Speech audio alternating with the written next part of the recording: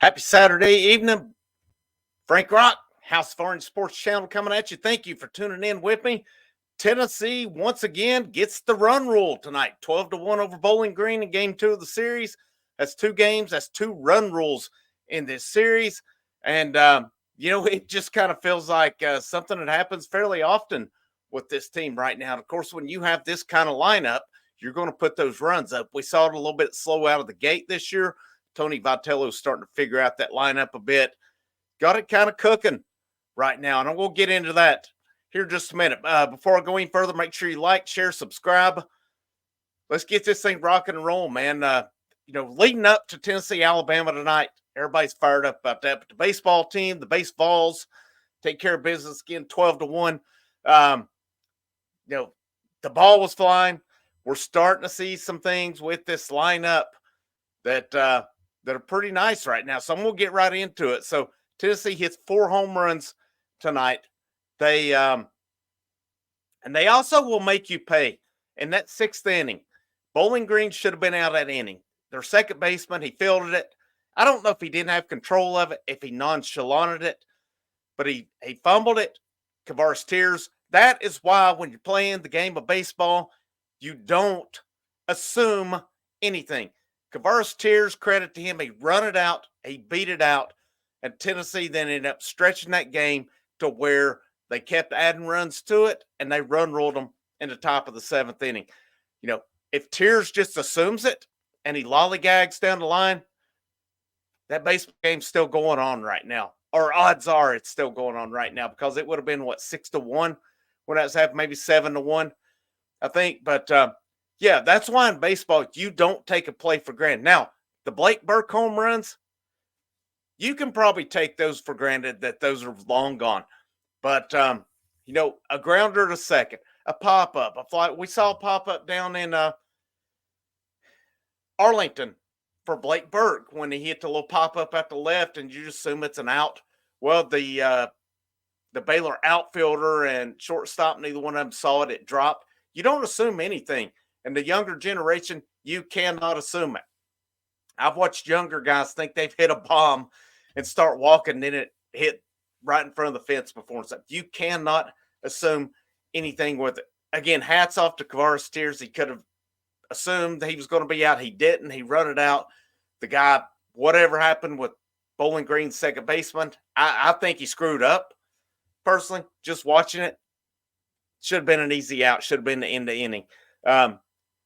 If you're a fielder, you don't take an out for granted as well. You go through your motions, you go through your throws, and do it unless you're basically handing the ball off. But anyhow, they made them hurt on that. So look at Tennessee's lineup. Christian Moore, 1 for 5. He had a home run. He led off with a home run, had the RBI. He and Burke went back-to-back to start the game. Pretty awesome there. Now, Moore did have 2 strikeouts tonight. That's brought his average down to 356, but that's still pretty impressive. Here's what I'm liking right here. Blake Burke, 3 of 4, 3 for 4, 2 home runs, a double, 3 runs, 2 RBIs. He did ground out once. Blake Burke's batting average is up to 386 on the season. And people asked me earlier on, would you bench Blake Burke? And I said, not yet. I'd let it play out. This is why. He's starting to swing a good bat. He's looking like more of a complete hitter right now. Now, the true test to that will be when we get an SEC play in 2 weeks. But right now, he started out a little bit slow. He's starting to swing a really good bat right now. And you got to like what's going on with this lineup, especially at the top of it. Billy Amick, 3 for 3, another home run, a walk, a double, 2 RBIs, 3 runs scored. Billy Amick's average is up to 432 on the season. He's called Billy Barrels. I would say it's Billy Badass. It is without a doubt Billy Badass. This dude's a stud. He's doing his thing. This top of the order, a lot to like about it. I mean, Tears went 1 for 4 tonight. He did score a run. He struck out twice. He did reach via error, which I talked about, where the second baseman for Bowling Green. I don't know what happened on that one. But, again, hats off to Tears. He run it out and got on base. They had Cannon Peebles. Vitello had Cannon Peebles in the 5 hole tonight. 2 for 4 with a double, an RBI, a run scored. He did strike out once, he grounded out once, but Peebles has gotten his average up to 286. So he's slowly creeping back up there. He's becoming that hitter that people envision when he committed and signed with Tennessee. Robin Villeneuve hit sixth tonight. He went 0 for 2 tonight, 2 strikeouts, 1 hit by pitch. Not his best night, but he's been pretty solid from the beginning. His average, even after that, still at 409. Dylan Dreiling pinch hit for Villeneuve later. 1 for 1. He had a base hit to left field, 2 RBIs. And it just shows you where we're at in the season. His average went from I can't remember, it was in the 200s, but it went up to 324 after that. Dalton Bargo started in left field tonight. Or I'm sorry, he DH'd tonight. 1 for 3. He had a double, 2 RBIs, 1 walk, 1 strikeout. Bargo's average sitting at 348 on the season. Dean Curley, 0 for 3. Not a good night for him. 2 strikeouts. He did get hit by a pitch. He stole a base. His average is at 250 right now. So it's fluctuating with him. And he only has 20 at-bats on the season. I mean, you compare that with Moore, Burke, Amick. They're at 45 and 44 at-bats apiece. Curley didn't even play the first weekend. So, he has a game like that. His average is going to fluctuate a bit. Down to 250. I expect that will go back up pretty quickly. Bradkey Lowry, let's see, he come on later on as a defensive replacement. No stats with him. Hunter Ensley started in center. Good night for him. 2 for 4, 1 RBI, 1 double. He did strike out once, but good to see him get a couple hits tonight. Brought his average up to 256. He was under 200 on this. So a pretty efficient night. Now, the one thing I didn't like tonight was Tennessee had 2, 4, 6, 8, 10, 11 strikeouts. So that's something I would like to see them cut back down on. They hadn't been as bad with that. But, a team that they don't get shorted on swings, you're going to have those nights occasionally. So this moves Tennessee to 10-1 on the season. Bowling Green goes to 2-6. Not sure it's that good of a baseball team, but probably better than an Albany, so to speak, better than a High Point.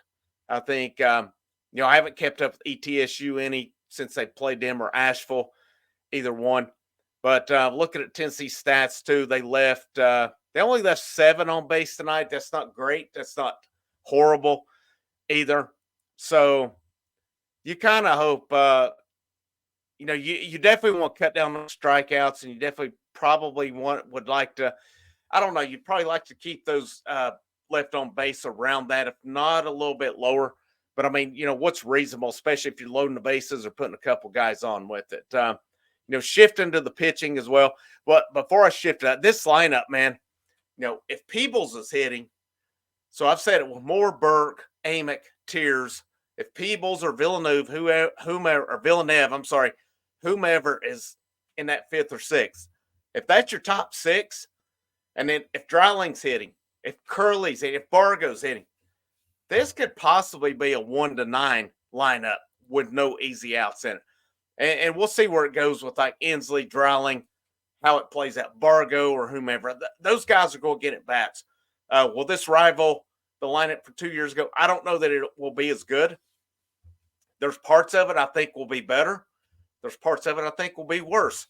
But, looking back at last year's lineup, man, if you sit and look at last year's lineup and what they had, and the fact that they made it to Omaha, looking back on that was not a great lineup last year. It got the job done at times.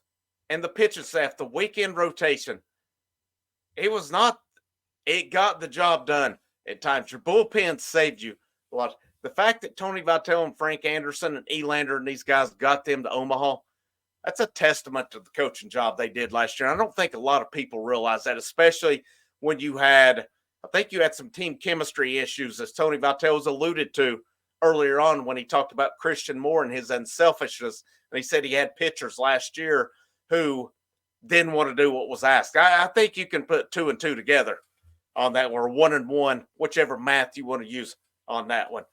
But a testament to what they did last year. Testament they got to buy-in when it mattered. Even, I think, the one they were referring to who ended up leaving, who I still can't hate on the guy, and y'all know who I'm talking about.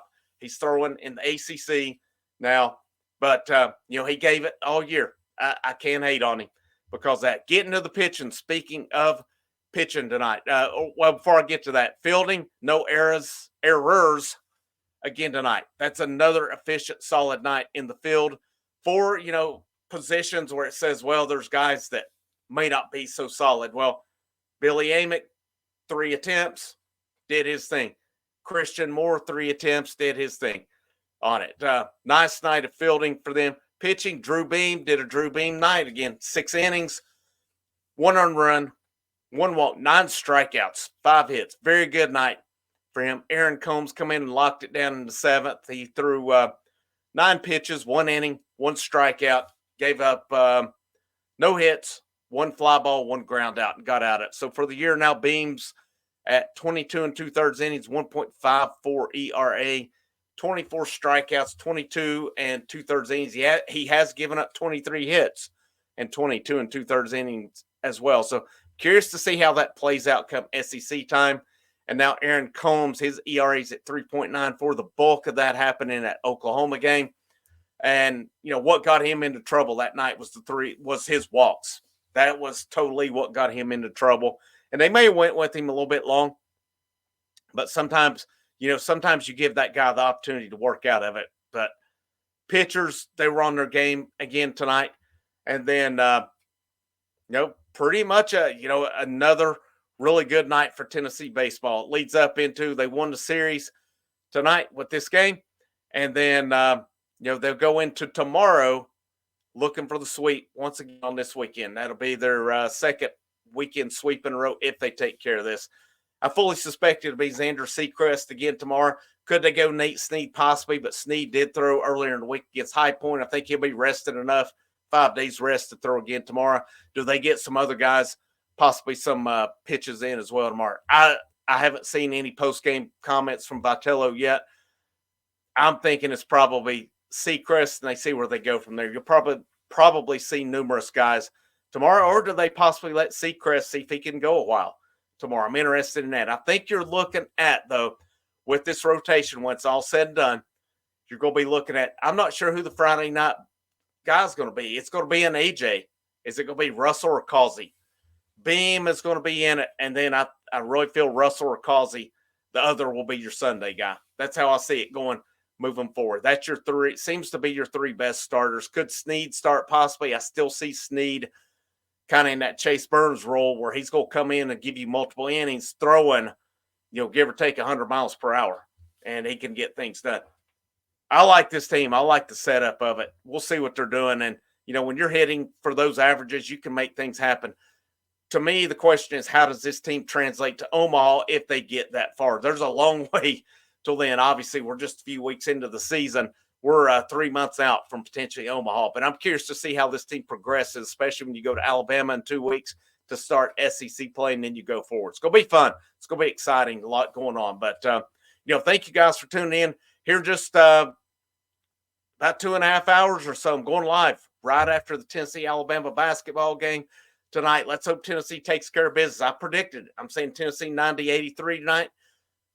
Could I be wrong? Absolutely. I think Tennessee's a better basketball team.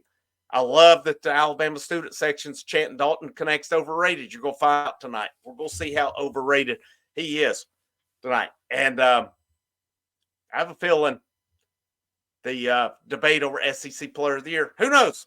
Who knows? I'm just going to stop there with it. I think Tennessee takes care of business tonight. Frank Rock, House of Orange Sports Channel. Thank you guys for tuning in with me. And as always, go Vols.